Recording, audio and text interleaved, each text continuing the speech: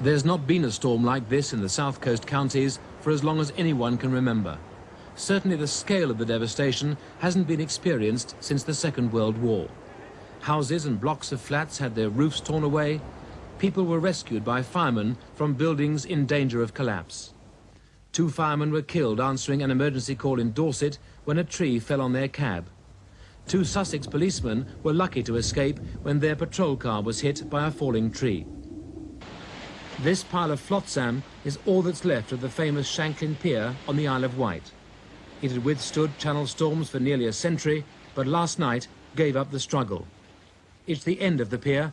The owners say it wasn't insured and nobody could possibly afford to replace it. All along the south coast, there's been wholesale damage to yachts and boatyards. The hurricane-force winds which lashed the capital in the early hours of the morning were the worst ever recorded, up to 107 miles an hour.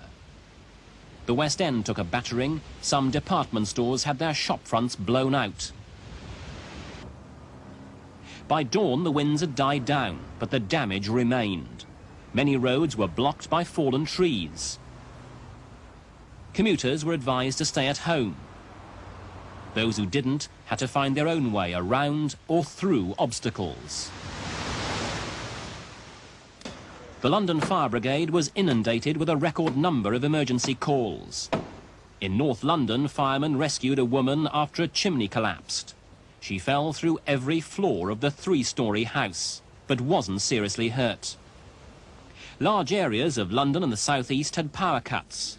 Overhead, electricity lines were blown down, forcing generating stations to be switched out of the national grid to prevent an overload.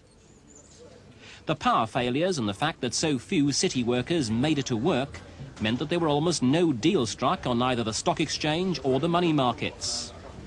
Most dealers took the opportunity to go for an early and a long lunch.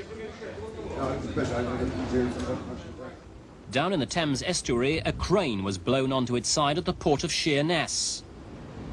Troops were called in to help clear up at a devastated caravan site on the south coast. A sealing ferry was blown aground near Folkestone. All 20 members of the crew are safe. There were no passengers on board. And further along the south coast, a graphic example of the power of the storm. A Sussex woodland, flattened by the wind.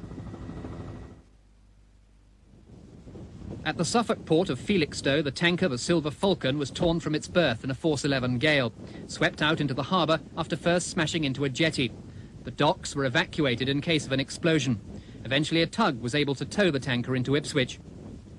At Harwich, the Home Office detention ship, the ferry Earl William, was also out of control in the Stour estuary. Tamil refugees on board had a frightening time as the ship temporarily ran aground before finding a firm anchorage.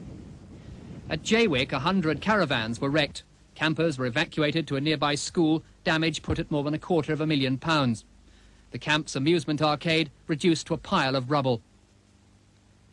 On the main roads this morning, drivers weaved their way around fallen